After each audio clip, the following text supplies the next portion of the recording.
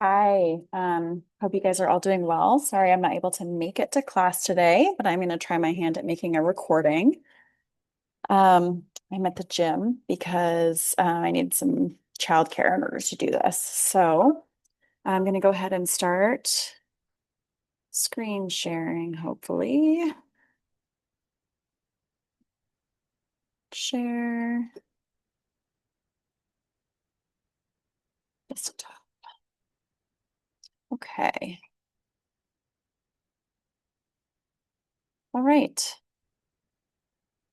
Um, this was a great month for me. I feel like I've been a little disconnected from class content, but I think that's just because there wasn't a ton of content this month. So just going to share with you kind of how I spent my month and the things that I've been up to, and then just some thoughts that I had on the idea of being generous to my creative practice. Been up to a lot. I've definitely been working on my soulmates quilt. It is actually nearing, I'm going to say it's nearing completion because it's so much closer than it's been for so long, but it's probably a third of the way quilted, which is awesome. Working on my diary quilt a little bit. That's also almost done. I'm just finishing up some text bias tape applique, and then I'm going to bind it, and then it's done.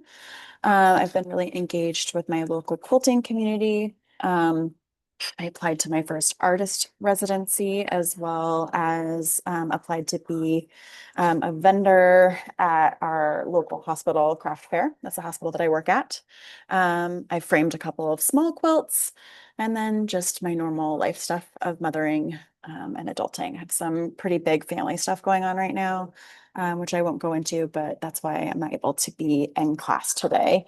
We're having a big family meeting this evening. So, um, yeah, so this month I applied to my first artist residency, which is kind of huge for me. I didn't even know what an artist residency was before taking this class.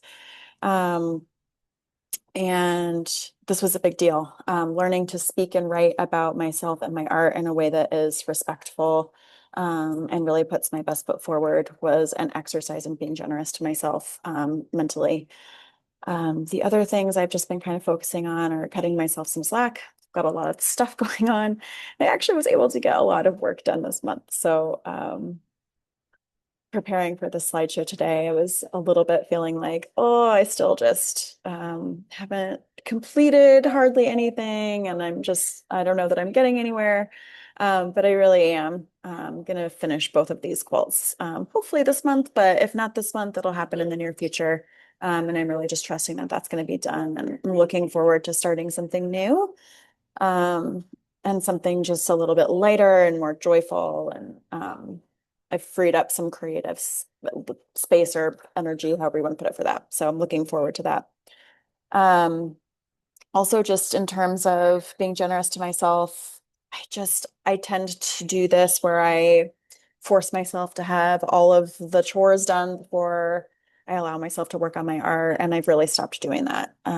Yes, there are things that need to be done. You know, my children need to be taken care of. I need to go to work. There are basic things that always need to take priority, but um, sweeping, mopping, vacuuming, folding all of the laundry, all of those things don't necessarily need to be a higher priority. And I've stopped treating them as such.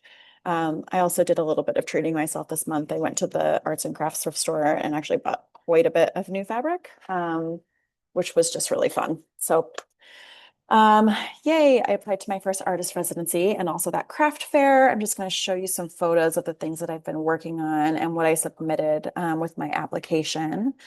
My diary quilt is one of three things that I submitted. And this is one of the photos just of how the bias tape applique text is kind of coming out. Obviously, it's not complete. I still have Sharpie on there that needs to be covered up, but I'm just loving how it looks. So, and it's kind of fun and lighthearted to do. The text that I'm appliquing is a quote from Big Magic, one of the books that we received as a recommendation from Heidi in one of the previous months. So It's going to be or perhaps how interesting is what's going to be on there, and then some swirly, curly bias tape just kind of up and around it. Here's the front and the back in its current state. After I finish doing this bias tape applique, there are like some other things that I have in my mind that I would love to add to it, and I'm just not going to do it. I'm going to finish quilting it. I'm going to bind it. It's going to be done. Um, I've been steaming on my soulmates quilt. I've decided, it's been feeling so heavy and I've been wanting to do so many other things with it. And I think I'm going to turn it into a series. They're certainly not all going to look the same. There will be no pineapple blocks in my future, but all meditations on this specific long distance friendship with, honestly, the love of my life, my best friend, Christina Roy. So, um, this will be the first one. It's probably a third of the way quilted at this point. This is what it looks like right now, front and back. You can see the quilting there really well on the back. And this is a picture of my kids as I was basting it. And then also some closer up picture of the quilting. I hope you can see that. I'm just going to move my face down in case you can't see my sweet little daughter because she deserves to be seen. So that's my little ones as they were helping me work. This is my first small framed quilt that I ever completed. I made this just, I don't know, I think in the small studies month, this was just like something that I did in like a 30-minute block of just piecing together my scraps. And then I turned it into a quilted framed little quilt. So I used that to apply for the Haft Fair just as an example of work that I might be selling there. And here are two of my framed plant shadows. So I learned a lot actually in doing the framing workshop. I haven't done the whole thing, the small framed quilts class from Heidi. But I, have experimented obviously a little bit with a couple different types of fabric. And this got really bulky and I had to unstaple it and restaple it a couple times, but I'm pretty pleased with how they have turned out. So if there's two of those, I also submitted these just as some more current work in the direction that I'm currently heading for the artist residency. I did get some time with my local quilting community. So I was able to do a museum trip with some friends from my quilt guild. This is just a picture of the four of us.